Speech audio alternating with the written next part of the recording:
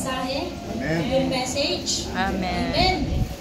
At yung mensahe po yun ay ating panampalatayahan. Sabi po doon, narinig natin yung message. Tapos, panampalatayahan natin yung mensahe. At kapag sinabing pinampalatayahan natin yung mensahe, ibig sabihin, ito'y ating isinasabuhay. At kapag ito'y ating isinabuhay, nagkaroon ng reflection sa ating puso, sa ating pagkatao, ito po ay pagpapakita ng ating pag-worship sa ating Panginoon. Amen? Amen. At ngayon po, tayo po ay dadako sa tithes and offering. At ito po ay isang way din ng ating pagpapakita ng ating act of worship sa ating Diyos na buhay. Amen? Amen. Sino po ang nais mapagpala? Kagaya po nung narinig na mensahe natin, na ito'y mananatiling kwento lamang kung hindi natin isasabuhay. Kung hindi natin talagang mararanasan yung mga pagpapala at yung sinasabi ng Panginoon sa atin. Kailangan magkaroon ito ng katotohanan sa ating mga buhay. Ang magiging maganda yung isang mensahe kung ito'y ating mararanasan. Amen. Amen? Kagaya po ng ating narinig na isinyer ng ating Pastor Marvin. Praise God. Hallelujah. At ngayon po, umagang ito, tunghayan po natin ang isa pang mensahe ng Panginoon sa ating lahat.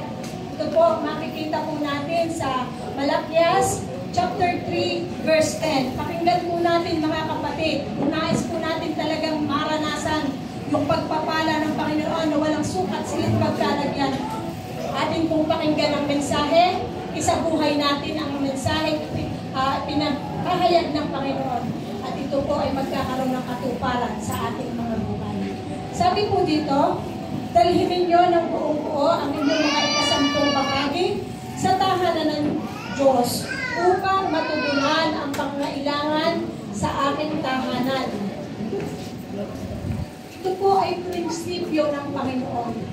Sabi po niya doon, dalhin natin ang ating mga ikasampung bahagi. Ito po ang nais ng Diyos. Nais po ng Diyos na tayong lahat ay magpalain.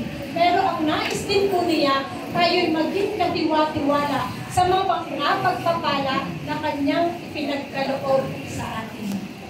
Amen. Gusto po niyang makita na tayo ay mga good shepherd sa mga pagpapala ang kanyang ipinagkaloob sa bawat isa.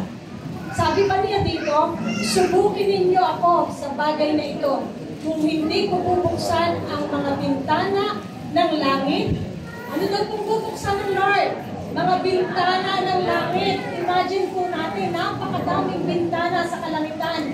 Once na tayo ay nag-act, once na tayo ay sumunod sa mensahe niya ngayon sa atin, ito po'y magkakaroon ng katuparan at bubuksan niya ang mga bintana sa kalangitan upang ibuhos sa bawat isa sa atin ang mga pagpapalang inihanda niya sa kanyang mga anak.